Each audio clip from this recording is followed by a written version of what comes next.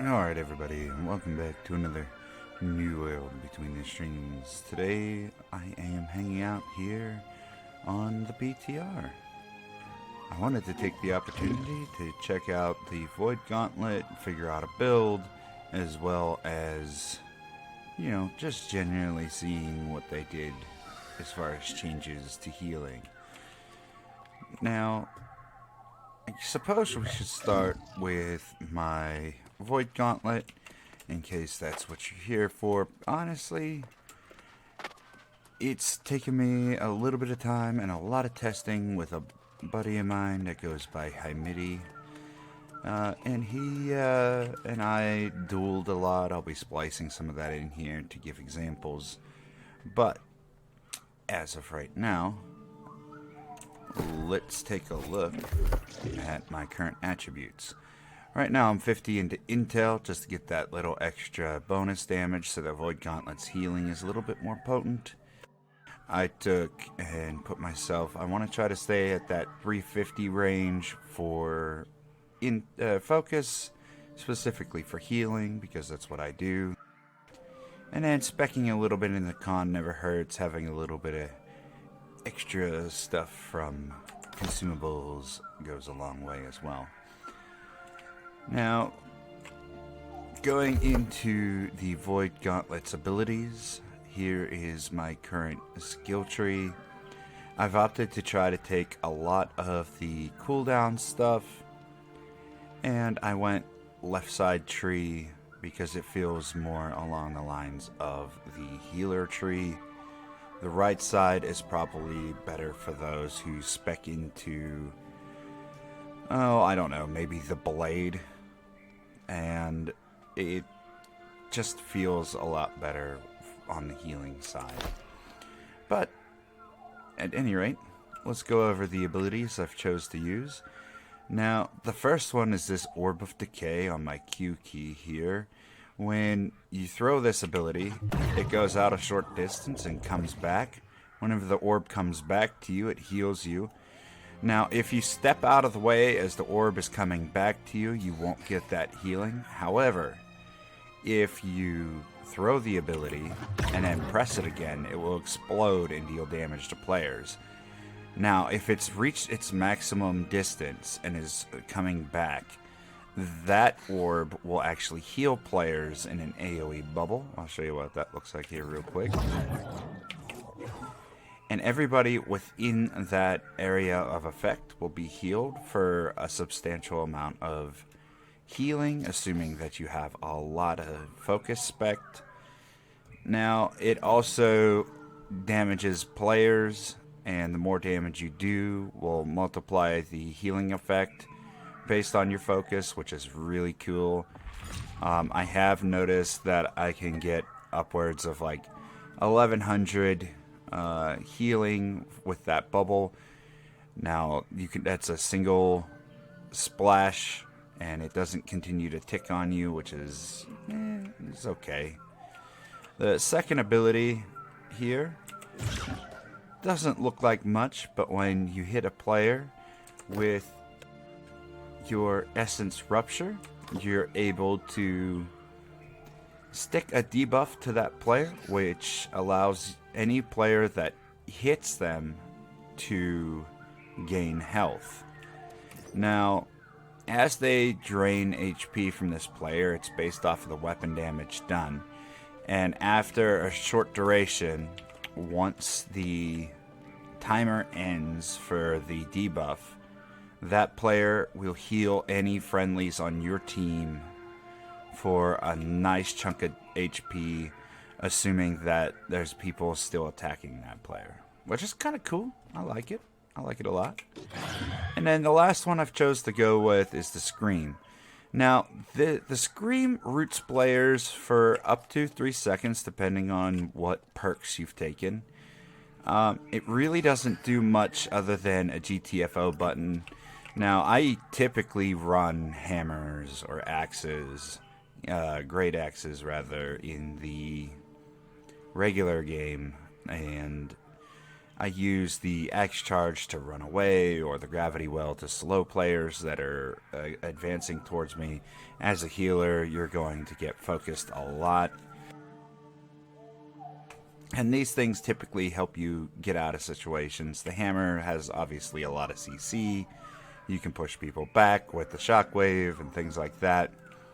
Or you can just generally slam them to the ground or knock them away, depending on which you prefer. And that's all good and all, but with the Void Gauntlet, if you're choosing to make that your secondary, the Root is probably one of the better options. As an AoE healer myself, as you can see with my current skill tree here, Beacon, Orb of Protection, and Sacred Ground, I opted to go with more AoE healing on the Void Gauntlet because it only makes sense, and then a GTFO button with the Root. These skills will probably delay some of your regular healing, but say for example you've gone and you've thrown out all of your abilities, it gives you an opportunity to then toss, a little bump on players, maybe switch back, do a little poke healing, throw out another orb, maybe toss out one of these and AoE heal people if everything else is on cooldown, or stun players that are in your face. Now, you can see that I've run myself out of mana. What you can do with this is interesting. The right click on the Void Gauntlet actually damages you in return for mana. So as you can see, I go like this, 2 ticks and I'm pretty much full. I can go back to poke healing, casting my orbs and all that fun stuff, or even use some of the Void Gauntlet spells, which do take a little bit of extra time, especially the orb. The orb goes a little bit slow, but if you throw it into a pile of enemies and there's a pile of friendlies fighting on a point like an outpost rush or in war, it's actually going to come in handy. You could opt to take the blade. Now, the blade is interesting because if you're a intel player, you're actually going to get way more benefit out of this. A lot of the healing is based off of weapon damage as opposed to focus. Focus does play a minor part in it, but it's not really too big. Oblivion on paper looks nice. You can throw it down on the point, but you yourself have to be on the point. So dropping this down at your feet actually causes you to get stuttered for like 2 to 3 seconds. It has a long animation. There's I don't know if it can be canceled or what, but it doesn't feel great to use. The tether is cool and all, but if you're spec'd mostly into focus, this is another one of those abilities where you're just not going to do very much damage with it. It allows other players to do damage with it if they're with you to support or anything like that, but I found that using the tether isn't that great because the second you switch back to your healing weapon, you're just not able to keep that tether going. The tether breaks, the effect ends, and you've done nothing to really support yourself.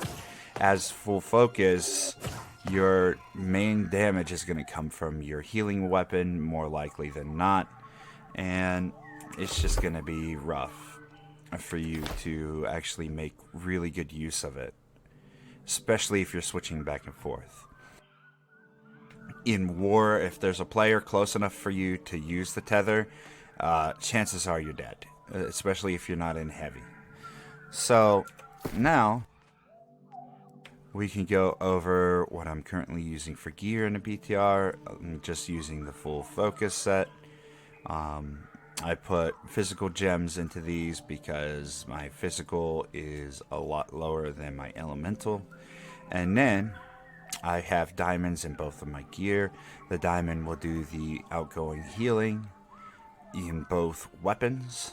Since I'm primary and healer, that works out great. with all that out the way, let's talk about the healing as it stands right now.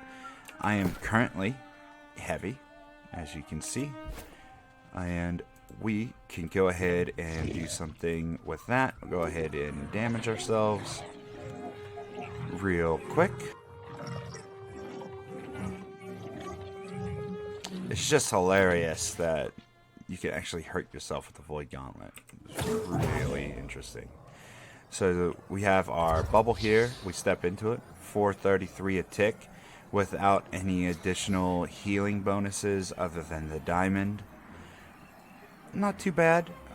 In the regular game with about the same focus, I'm able to heal like 500 and some. The nerf isn't too terrible to healers. And a lot of it depends on whether or not you're throwing out and getting all of your extra bonuses, whether the player is under 50%. So while that 400 and some looks low, it's really not too bad. See, because as you can see, Sacred Ground, because I was under 50%, was ticking on me for higher. Now it's ticking a little bit slower, but Sacred Ground's still going to be your powerhouse ability, but which is why it's so small. Being in your Sacred Ground gives you additional healing and boost players that are below 50%, which is nice. And healer still feels viable. I did an Outpost Rush recently on the PTR, where literally everybody wanted to go test their Void Gauntlet, and I'm noticing some of the abilities feel more powerful and some of them feel slightly weaker. The blade on players who are running like rapier to dash in and drop their circles, switching to the Void Gauntlet and using your blade to finish people off is just ridiculous. Players that can fire dash in and drop down a void circle and then just start smashing them with the blade is really powerful as well. Like, Void Gauntlet's definitely going to hurt on intel users, although the return on mana does not make return on health is going to be lacking from these things. You could, although, supplement obviously with your diamonds and try to get that extra healing from that. But yeah, I think overall they've got a decent balance here. I'm sure that it's not 100% where it needs to be, especially with the rumors of the update coming out next week. They're saying Tuesday, Wednesday sometime is when we're actually going to see these changes implemented. And it's really interesting to me that we're actually getting this stuff in so early. I honestly thought they were going to push it back a lot further, but, you know, it is what it is. And I'm looking forward to some new stuff to play around with in-game. The only other thing I could say is hopefully you've saved up your daily materials or had somebody make daily materials for you that weren't using their daily cooldowns on crafting mats, because you're gonna want to make yourself a Void Gauntlet, whether you make the Orichalcum one or you make a Lazarus one because you have your alchemy stuff high enough, or you just go and loot chests until you can raise your watermark and grab yourself a nice one. I haven't seen any Void Gauntlet specific perks on any of these gears, though if I had to pick one, I would definitely say, like, Enchanted isn't bad for the blade. You know, having extra damage for Enchanted will raise your healing potency on it if you're doing healing. Maybe Vicious, so that way you can get those cooldown resets. Maybe Keen as well. Maybe try to get... But Enchanted seems to be one of the better ones. If you can make a Void Gauntlet and put Blessed on it, I would. I don't know if it's actually possible, but why don't we go check that real fast. Alright, so at the end of the day, you cannot put Blessed on this weapon specifically. Although there are a couple abilities in here I think people will go for. Like the Steel Void Gauntlet Charm seems to be really good. You're able to heal yourself for more. Maybe put some of the... Maybe put Enhanced on it and stuff like that. The Refreshing Move sounds really cool. Jagged and stuff like that seem really cool. You're gonna... A lot of the abilities on Void Gauntlet are based around crits, so that might not be a bad idea. At any rate, there's a lot of options for you to make some really cool builds and just try things out. I already know what I'm going to be putting on mine for sure. But that's probably going to do it for us here today. Thank you everybody for stopping out and checking out the video. Remember to get in on those giveaways that are going to be down in the description. Likes, follows, all that fun stuff. But until next time, take care of yourself, take care of your loved ones, stay healthy out there, and I will see you on the next one. Bye everybody. Okay, let me try this nail combo. And I haven't put anything into my gauntlet, but here, try to kill me. So okay, I have to switch to this because I cannot hold a button while I'm fighting. But I'm gonna go in, stun you with this, pull this up, and slam the shit out. Fuck. No. It was a good effort, but I don't think that worked the way you wanted it to.